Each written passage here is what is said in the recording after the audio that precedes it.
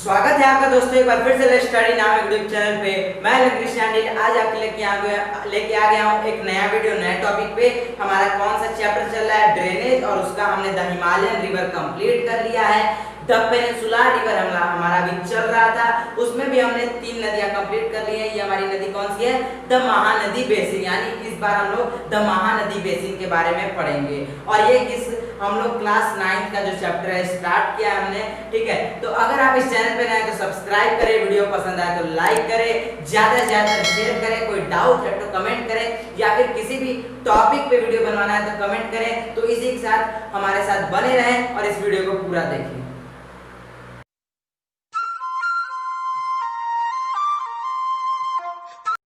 चलिए दोस्तों बढ़ते हैं हम अपने टॉपिक की ओर। हमारा टॉपिक क्या है, द महानदी बेसिन, यानी आज हम महानदी के पूरे बेसिन को कवर करेंगे।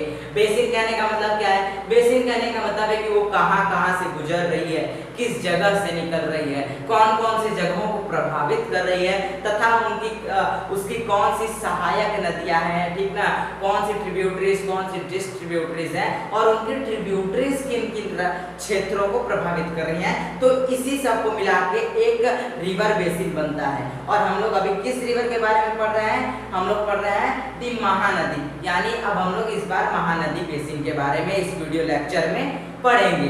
तो चलिए पढ़ते हैं अपने पहले पॉइंट की ओर। हमारा पहला पॉइंट क्या है, पहला पॉइंट क्या है, rises in the highland of Chhattisgarh. यह छत्तीसगढ़ के हाईलैंड से निकलती है। कहां से निकलती है, छत्तीसगढ़ के हाईलैंड से, ठीक है। ये हमारा पहला पॉइंट हो गया कि कहां से राइज होती है, ठीक है। अब क्या है, अब हमारा दूसरा जो टॉपिक है ये है flows through Orissa to reach the bay of Bengal. अब देखिए छत्तीसगढ़ से निकली, ठीक ना, छत्तीसगढ़ से निकली, ठीक, छत्तीसगढ़ से निकलने के बाद यह क्या, ये कहां जाती है, ओडिशा में जाती है, फिर उसके बाद बे ऑफ बंगाल में गिरने के लिए, ठीक ना। क्या है कि ये देखिए, ये पहले छत्तीसगढ़ में निकली, फिर छत्तीसगढ़ के बाद ओडिशा में एंटर की, फिर ओडिशा के बाद वो बे ऑफ बंगाल में गिर गई। यही इसमें कह रहा है कि फिर वह फ्लोज थ्रू छत्तीसगढ़ के बाद वो किसमें, ओडिशा में फ्लोज करती है, कहां पहुंचने के लिए, बे ऑफ बंगाल, यानी बंगाल की खाड़ी में गिरने के लिए, यहाँ पहुंचने के लिए।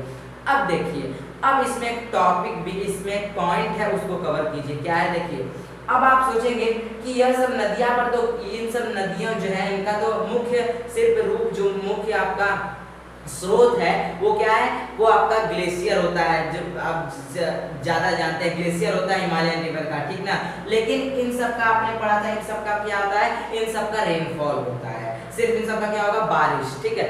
फिर आप सोचेंगे कि जब बारिश नहीं होगा तो इन नदियों का क्या होता है। तो देखिए नर्मदा रिवर जो थी, नर्मदा रिवर, उसमें एक पॉइंट था, उसमें मैंने पॉइंट नहीं बताया था, इसमें आप पॉइंट जानिए। देखिए क्या है कि जो नर्मदा रिवर है, ठीक ना, नर्मदा रिवर और ये महानदी रिवर, थोड़ा इन दोनों में जो जितनी भी आपकी पेनिनसुला रिवर्स हैं सबका एक ही थ्योरी कर सकते हैं आप, एक ही टॉपिक है। वो चीज क्या पॉइंट है कि देखिए आपका, जैसे आपको पता है वहाँ पे प्लेट्यूज है, ठीक ना, प्लेट्यूज है। तो जब देखिए ये प्लेट्यूज है, ठीक ना, जैसे प्लेट्यूज है, तो जब वर्षा होती है ना, तो प्लेट्यूज में जो पोर्स रहते हैं वो पानी को एब्जॉर्ब कर लेते हैं, ठीक है, पानी को क्या करेंगे, एब्जॉर्ब कर लेंगे एक ही बार, ठीक ना। जैसे बारिश होता जाएगा तो पोर्स है छोटे छोटे, पता है ना, छोटे छोटे छेद, तो उससे पानी प्लेट्यू के अंदर चला गया, तो ये ऐसे ऐसे ऐसे ऐसे ऐसे ऐसे स्टोर होता गया, ठीक है। जैसे ये आपका क्या हो गया, ऐसे पानी क्या हुआ, स्टोर होता गया।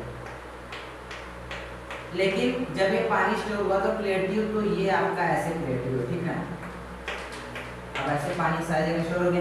तो अब देखिए अब क्या होगा, अब देखिए इसमें से अब और जब ऊपर से प्रेशर बनेगा, जब ऊपर से प्रेशर बनेगा तो क्या होगा, तो ये जो पानी है ये इसको निकलने का कहीं रास्ता नहीं मिलेगा, ठीक ना। क्या होगा, इसको निकलने का कहीं रास्ता नहीं मिलेगा। फिर क्या होगा, फिर यह किसी भी जगह कोई भी छोटा सा स्ट्रीम के रूप में वह बाहर निकलना फ्लो कर लेगी, लीक हो जाएगी। लीक कहते हैं ना आप लोग कि कोई भी लीक हो रहा है, जैसे वाटर लीक हो रहा है, ठीक ना, जो भी आप कहें, तो ये होता है कि यह लीक होने लगती है किसी भी एक जगह से और स्ट्रीम के रूप में बहने लगती है, ठीक ना। फिर आगे जाकर ट्रिब्यूटरी से जुड़ के क्या होती है, यह एक विशाल रूप धारण करती है, ठीक ना। तो ये है कि एक बार प्लेट्यू आपका वाटर एब्जॉर्ब कर लेता है, उसके बाद साल भर आपका पानी निकलता रहता है, ठीक है। अब देखिए अब क्या है, अब है कि सभी ऐसा सभी प्लेट्यू में नहीं होता है, ठीक है। क्या होता है, ऐसा क्या होता है, सभी प्लेट्यू में नहीं होता है, ठीक है। कुछ ही कुछ प्लेट्यू होते हैं जो कि पानी ऑब्जॉर्व करते हैं और फिर वो स्ट्रीम बन करता है। तो ये हमारा हो गया। अब चलिए आगे बढ़ते हैं, ठीक है। आगे क्या है, लेंथ इज 860 किलोमीटर, यानी छत्तीसगढ़ से निकल के उड़ीसा का सफर तय करके फिर वो बे ऑफ बंगाल में गिरने से पहले वो कितना अपना कवर करती है, 860 किलोमीटर, यानी area is covered by Mahanadi is 860 kilometre ना, ठीक ना, 860 किलोमीटर। अब क्या देखिए, अब इसमें एक और पॉइंट समझिए कि जो छत्तीसगढ़ है, भले वो छत्तीसगढ़ से निकलती है लेकिन वो कवर नहीं करती है, छत्तीसगढ़ में जो एरिया है वो ज़्यादा कवर नहीं करती है, ठीक ना। क्या है, छत्तीसगढ़ से निकलती है लेकिन छत्तीसगढ़ में एरिया ज़्यादा कवर नहीं करती है। वो एरिया अपना सबसे ज़्यादा कहाँ कवर करती है तो वो उड़ीसा में, यानी इट कह सकते हैं आप कि इसका सबसे ज़्यादा जो एरिया है वो किस राज्य में कवर होता है, उड़ीसा में, ठीक ना। अब ये हमारा हो गया। और इसकी जो लंबाई है छत्तीसगढ़ से बे ऑफ बंगाल तक वो कितनी है, 860 किलोमीटर, 860 किलोमीटर। अब क्या है, drainage basin shared by Maharashtra, Chhattisgarh, Jharkhand and Orissa. अब समझिए कि जो इसका ड्रेनेज बेसिन, अब बेसिन मतलब समझ लेना कि उसकी ट्रिब्यूटरीज जो आ रही हैं, ठीक ना, उसकी जो ट्रिब्यूटरीज हैं, ठीक ना, उसकी कुछ जो किन क्षेत्र को प्रभावित कर रही है तो उसी से ड्रेनेज बेसिन बन रहा है। तो कौन कौन को प्रभावित कर रही है, देखिए ये अब आपका प्रभावित करेगी महाराष्ट्र को, मुंबई महाराष्ट्र, ठीक ना, और क्या है छत्तीसगढ़, ठीक ना, छत्तीसगढ़, झारखंड और उड़ीसा। अब आप पूछेंगे महाराष्ट्र झारखंड में तो बह ही नहीं रही है तो उसको प्रभावित कैसे करेगी, तो सुनिए, वहां से कुछ ट्रिब्यूटरीज आ रही होंगी, ठीक ना, वहां से कुछ ट्रिब्यूटरीज आ रही होंगी, ठीक, या फिर उन जगहों को प्रभावित कर रही होगी किसी बॉर्डर पे, ठीक ना। तो यही मतलब ये वहां का एक ड्रेनेज बेसिन वहां पे बन जा रहा है, ये बेसिन बना रही है, प्रभावित कर रही है उस जगह को, इसीलिए ये सब राज्य भी उसके अंडर में, उसके रिवर बेसिन के अंडर में आते हैं। तो चलिए दोस्तों, कुछ और पॉइंट्स हैं उसको भी हम जल्दी से पढ़ लेते हैं। चलिए दोस्तों, जैसा मैंने बोला कि इसके आगे भी कुछ पॉइंट्स हैं उसको हम कवर करेंगे, ठीक है। तो इसके आगे का पॉइंट जो हमारा अब है वो क्या है, ट्रिब्यूटरीज। अब हम इसके ट्रिब्यूटरीज के बारे में जानेंगे। तो जैसा कि आपको पता है नदियों के कुछ लेफ्ट बैंक ट्रिब्यूटरीज होती हैं, कुछ राइट बैंक ट्रिब्यूटरीज होती हैं, ठीक है। तो पहले हम इसके लेफ्ट बैंक ट्रिब्यूटरीज को पढ़ते हैं, ठीक है।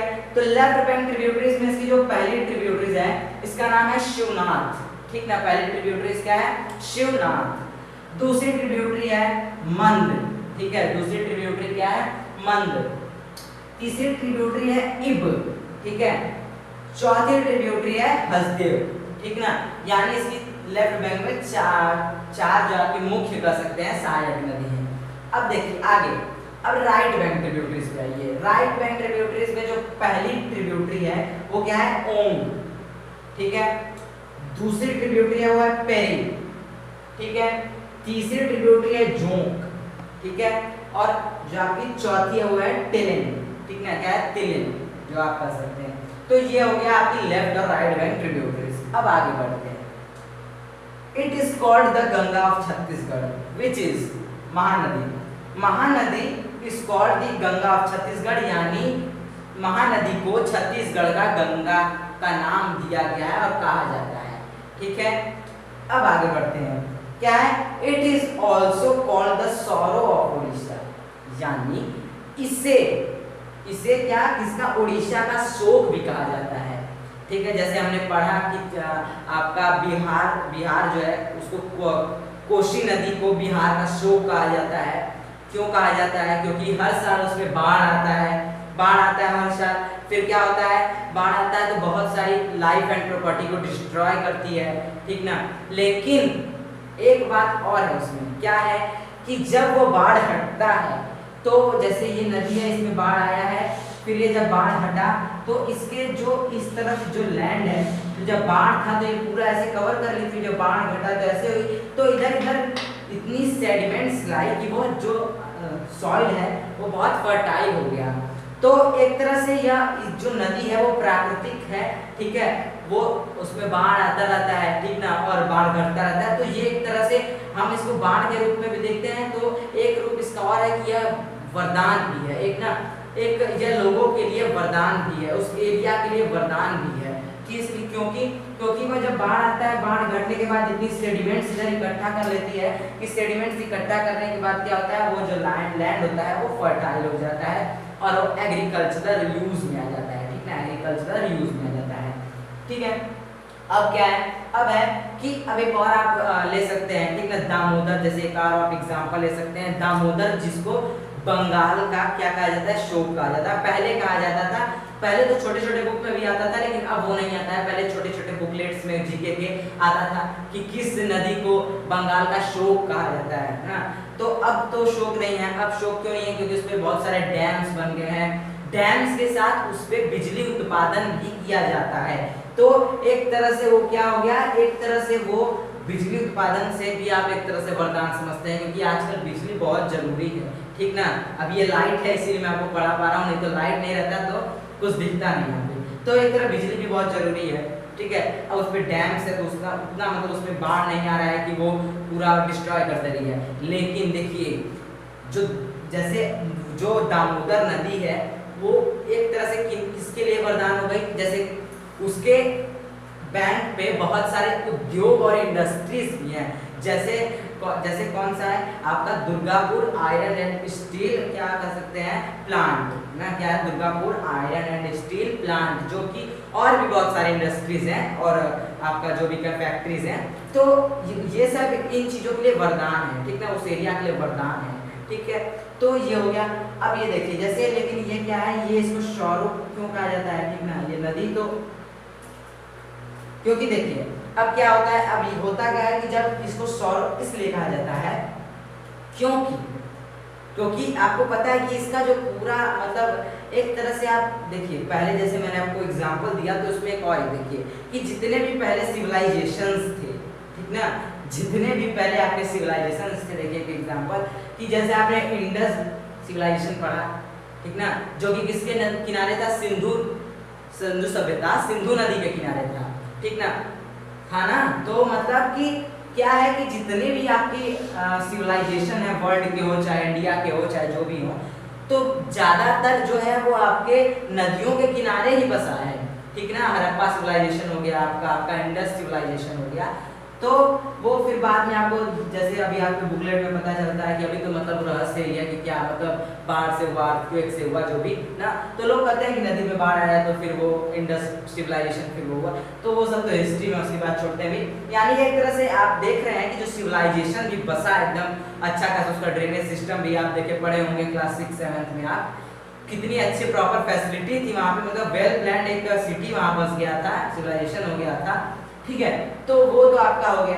तो आपने देखा कि बड़े बड़े अच्छे अच्छे सिविलाइजेशंस भी नदी के किनारे हैं, और आज जो स्टील प्लांट जो हैं, जो आपके फैक्ट्रीज हैं, वो भी लोग आजकल अगर फैक्ट्री सेटअप करना चाह रहे हैं तो एक बढ़िया लोकेशन देख रहे हैं जिसके बगल में नदी हो, ठीक ना, जिसके बगल में नदी हो, तभी ना लोग देखिए एक तरह से आप, मैं अभी आप सोच रहे होंगे कि एक तरह से मैं स्टील कंपनी की पढ़ाई कर रहा हूँ, लेकिन देखिए जो नदी है वो बहुत दूषित भी हो रही है, उसके कारण बहुत दूषित भी हो रही है। ठीक ना, उसके जितने भी गार्बेजेस निकल रहे हैं वो लोग नदी में डाल रहे हैं। ठीक ना, आपको पता होगा कि ऐसा तो नहीं है कि वो गार्बेज स्टोर करेंगे कहीं एक ट्रक में डालेंगे और दूर मतलब फेंकवा देंगे, ऐसा नहीं होगा। वो नदी से ढूंढते हैं कि अच्छा से यहाँ से वाटर सप्लाई मिले, इधर हम वाटर अपना निकालते चले। ठीक ना, तो क्या है एक तरह से मतलब कि लोग इंडस्ट्री का मुख्य है कि नदी के किनारे, तो उसका वहाँ का सोर्स फर्टिलिटी मिलेगी, पानी मिलेगा, और हम जो पानी हमारा वेस्ट मटेरियल रहेगा हम उसमें दूषित में बहा देंगे। तो ये हो गया। तो लेकिन अब हम आते हैं अपने टॉपिक पे, क्या है कि इसको शोर ऑफ उड़ीसा कहा जाता है। क्यों कहा जाता है इसको उड़ीसा का शोक नदी? क्योंकि इसका जो महानदी का मुख्य जो आपका क्या स्रोत कर सकते हैं वो क्या है, रेनफॉल है। ठीक है, क्या स्रोत है, रेनफॉल है। तो कभी कभी जब रेनफॉल नहीं होता है, ठीक ना, कभी कभी जब बारिश नहीं होती है 2-3 साल, मतलब 1 साल 2 साल, तो ये नदियाँ सूखने के कगार पर आ जाती हैं, मतलब पूरी तरह से नहीं सूखती हैं लेकिन सूखने के कगार पर आ जाती हैं। तो जो क्षेत्र को प्रभावित करती है ना, जिस क्षेत्र को प्रभावित करती है वो थोड़ा मतलब क्या कर सकते हैं आपकी, वहाँ पर पानी का जो रहता है वो थोड़ी समस्या हो जाती है, पानी की समस्या हो जाती है। ठीक ना, क्या कहेंगे आप, पानी की समस्या हो जाती है। और होगा कि कभी कभी तो बाढ़ भी आएगा, क्योंकि नदी है भाई, इसमें बाढ़ आता रहता है, सूखा पड़ता रहता है। तो ये सब है कि इसमें बाढ़ भी आएगा तो बहुत सारी प्रॉपर्टीज और लाइफ डिस्ट्रॉय करेगी, तो यानी इसीलिए इसको शोर ऑफ उड़ीसा भी कहा जाता है। अब आगे कुछ पॉइंट है उसको भी कवर कर देते हैं। चलिए दोस्तों, जैसे मैंने आपको बोला कि इसके कुछ और पॉइंट है उसको कवर करेंगे। पॉइंट क्या है देखिए, अब इस नदी पर, किस नदी पर, महानदी पर, ठीक ना, महानदी पर कुछ डैम्स भी हैं, ठीक है, कुछ डैम्स भी हैं। अब देखिए एक डैम है जिसका, जो भारत का सबसे लंबा डैम है, ठीक ना, उसका आपको नाम याद रखना है क्योंकि कॉम्पिटिटिव एग्जाम में आपसे जरूर पूछ सकता है, ठीक ना।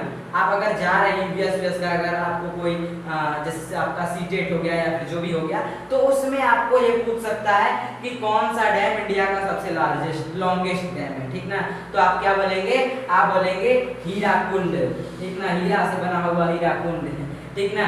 आपको याद रखना है कि ठीक है क्या है, हीराकुंड, ठीक ना, हीरे का कुंड। आप एक तरह से आपको ट्रिक मिल जाएगा कि जो हीरे का कुंड है वही आपका लॉन्गेस्ट आपका डैम है, ठीक ना। तो इसका नाम क्या है, हीराकुंड। अब देखिए ये क्या है, लॉन्गेस्ट डैम ऑफ इंडिया, ये अभी आपको बात ध्यान रखना है, ठीक है। लॉन्गेस्ट मतलब लंबा है, ठीक है। अब क्या है, अब इसके ऊपर कुछ और भी डैम्स हैं, उसका नाम क्या है जल्दी से याद कीजिए, याद है रुद्री, ठीक ना, रुद्री है एक, और दूसरा क्या है, गंगरेल, ठीक, क्या है, गंगरेल। ये देखिए पहला आपका है हीराकुंड, दूसरा रुद्री और गंगरेल, ठीक ना। और भी हैं लेकिन यह जो है ये आपके फेमस है थोड़ा, मतलब जो कुछ मुख्य हैं ये। अब देखिए, अब इसका पौराणिक जो पौराणिक ग्रंथों में भी इसकी बहुत सी विशेषता नहीं कहेंगे, इसका उल्लेख हुआ है, जैसे उल्लेख हुआ है। तो अब पौराणिक ग्रंथों में ये बताया गया है कि महानदी के छोर पर नहीं कहेंगे, महानदी के बैंक पर जब आर्य ईस्ट की तरफ आए तो इस नदी पर आके, इस नदी के किनारे आकर बसे थे, ठीक ना। फिर उसके बाद जैसे आप जगन्नाथपुरी भी जैसे आपको पता होगा, तो वो भी इसी नदी के किनारे है, ठीक है। अब देखिए, तो अब इसके कुछ एंशिएंट नेम भी हैं, ठीक ना। इसका पौराणिक चीज़ों में आप देखेंगे तो इसका बहुत महत्व है पौराणिक चीज़ों में। तो इसके कुछ पौराणिक नाम भी हैं, एंशिएंट इसके नेम भी है ना, इसके प्राचीन नाम भी हैं। क्या है, पहला है चित्रोत्पला, क्या है, चित्रोत्पला। अब देखिए ये इसका पहला नाम हो गया, ठीक ना, पौराणिक में, प्राचीन में क्या हो गया, चित्रोत्पला। अब दूसरा है महानंदा, ठीक ना, दूसरा क्या है, महानंदा। फिर क्या है, नीलोत्पला, ठीक ना, क्या है, नीलोत्पला, यानी नीले से आप याद कर सकते हैं, नीलोत्पला। अब ये तो हमारा हो गया। अब क्या है कि ड्रेन कहाँ करती है, कहाँ गिरती है, कहाँ गिरेगी, drain in bay of Bengal, यानी यह बे ऑफ बंगाल में जाके समाधि ले लेगी, बस अब इससे आगे नहीं जाना है हमको, ठीक ना। तो बे ऑफ बंगाल में गिर जाएगी, और बे ऑफ बंगाल में गिरने से पहले क्या बनाएगी, डेल्टा बनाएगी, पता है ना, क्योंकि जितनी भी आपकी ईस्ट फ्लोइंग रिवर्स होती हैं वो जो होती हैं, वो मुख्य जो ईस्ट फ्लोइंग रिवर होती है वो क्या करती हैं, डेल्टा बनाती है, आपको याद होगा, ठीक है। तो ये क्या है, ये नदी डेल्टा बनाती है आखिरी में, ठीक है। तो हमने इस वीडियो लेक्चर में नर्मदा बेसिन में से, जो आपके एनसीईआरटी में अदर किसी का वीडियो लेक्चर सुनेंगे यूट्यूब पे, तो वो लोग बहुत छोटे में ही खत्म कर दे रहे हैं, ठीक ना। तो उन लोग को थोड़ा मतलब हट के भी बताना चाहिए कि क्या है इसका प्राचीन नाम, क्या है, इसमें लॉन्गेस्ट डैम कौन सा इंडिया का, और किस पे, इसी पर नदी पे है तो कौन सा उसका नाम क्या है, इसमें डैम क्या है, इसके प्राचीन नाम क्या है, प्राचीन में इसका क्या महत्व था, ठीक ना, ये सब आपको बताना चाहिए। इसकी शोक नदी किसे का, तो ये सब अगर हर सबको बताना चाहिए, ठीक ना। तो मैंने आपको बताया तो इसलिए आपको एक लाइक बनता है, ठीक ना, एक शेयर, एक लाइक, एक कमेंट भी बनेगा। तो अगर आप इस चैनल पे नए तो सब्सक्राइब करें, वीडियो पसंद आए तो लाइक करें, ज़्यादा से ज़्यादा शेयर करें, कोई डाउट है तो कमेंट करें, या फिर अगर आपको किसी भी टॉपिक पे वीडियो बनाना है, कोई भी संकोच है तो आप मतलब निसंदेह होकर पूछें हमसे, मैं आपको कमेंट बॉक्स में वो आंसर बता दूंगा। तो आज के लिए इतना ही, मिलते हैं अपने अगले वीडियो में। तो आज के लिए इतना ही, धन्यवाद, आपका दिन